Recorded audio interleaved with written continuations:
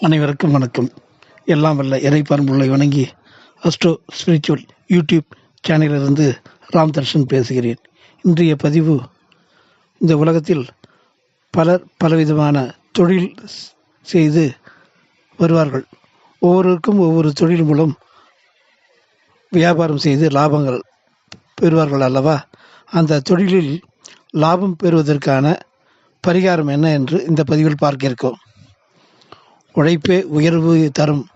மனிதராக பிறந்த அனைவருமே கடுமையாக உழைத்தால் மட்டுமே வாழ்க்கைக்கு தேவையான செல்வத்தை ஈட்ட முடியும்.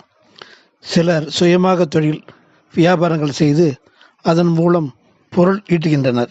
இந்த தொழில் அதிபர்கள் மற்றும் வியாபாரிகள் தாங்கள் செய்கின்ற தொழில் வியாபாரங்களில் நஷ்டங்களை தவிர்க்கவும் லாபங்கள் அதிகம் பெறவும் முன்னோர்களால் சில பரிகாரங்கள் கூறப்பட்டுள்ளன.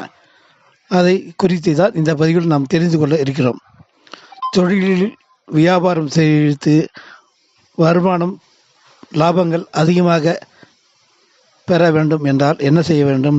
செய்யும் தொழில் மற்றும் வியாபாரங்களில் வெற்றி பெற நினைப்பவர்கள் தினமும் காலையில் எழுந்து குளித்து முடித்தவுடன் வாழைப்பழம், பேரிச்சம்பழம், முந்திரி, தேன், கல்கண்டு போன்றவற்றை ஒன்றாக கலந்து பஞ்சாமிர்தம் தயாரிக்க வேண்டும். பின்பு உங்கள் பூஜை அறையில் மகாலட்சுமியின் படத்திற்கு முன்பு பஞ்சமுக தீபம் ஏற்றி வணங்கி பஞ்சாமிர்தத்தை லட்சுமிக்கு நிவேதனம் செய்ய வைத்து அதை பிரசாதமாக உண்ண வேண்டும்.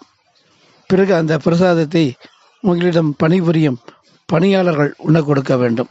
இந்த பரிகாரம் உங்கள் தொழிலில் எப்போதும் நஷ்டம் ஏற்படாமல் காக்கும். தினமும் இந்த பரிகாரத்தை செய்ய முடியாதவர்கள் வாரத்தில் வெள்ளிக்கிழமை மட்டும் செய்யலாம்.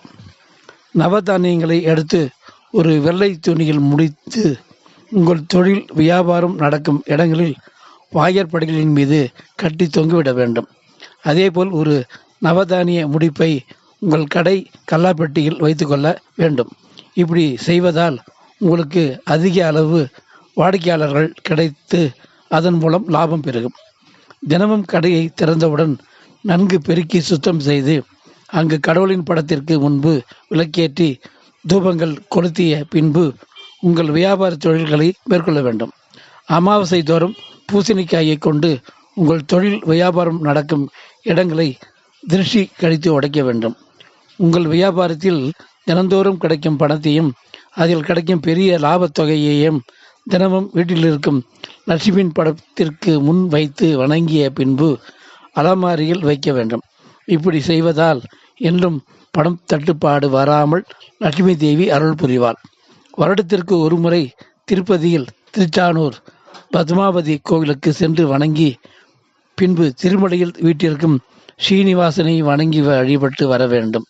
இந்த வேண்டுதல் உங்களின் செல்வ செழிப்பை உயர்த்தும். ஆகவே மேற்கொண்ட பதிவை கேட்டு அதன் பிரகாரம் நடந்து தொழில் விருத்தி அடைந்து லாபம் பெற்று வளமுடன் வாழ்க என்று கூறி விடைபெறுகிறேன். நன்றி, வணக்கம்.